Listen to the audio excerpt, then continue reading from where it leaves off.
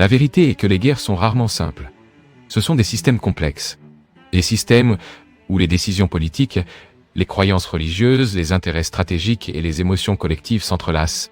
C'est à ce point que des interprétations controversées commencent à émerger. Certains observateurs pensent que certains événements ne peuvent être compris qu'en les analysant à travers ces multiples couches. D'autres rejettent totalement ces interprétations et soutiennent que le conflit doit être expliqué par des facteurs politiques traditionnels. Peut-être que ces deux perspectives révèlent différentes parties d'une même réalité. L'histoire montre souvent que les conflits humains ont plus d'une cause, plus d'une narration, plus d'une interprétation. Ce qui rend le moment actuel particulièrement délicat, c'est la vitesse à laquelle les événements se déroulent. Des événements qui autrefois mettaient des mois à se diffuser, se répandent désormais dans le monde entier en quelques minutes. La guerre est devenue globale non seulement par son impact militaire, mais par son impact informationnel. Chaque nouvel événement génère des vagues de réactions dans le monde entier.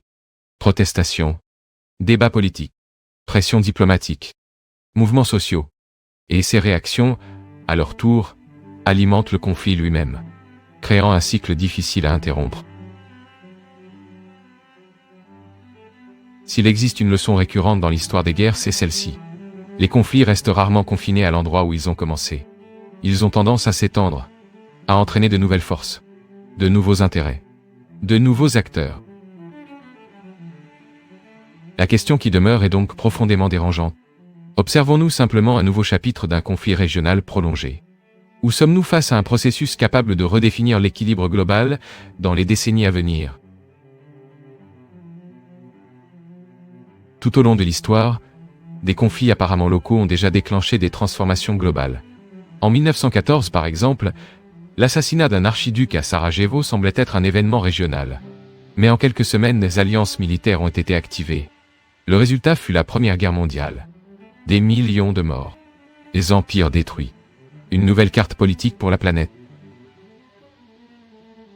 Les événements historiques révèlent rarement immédiatement leur véritable dimension.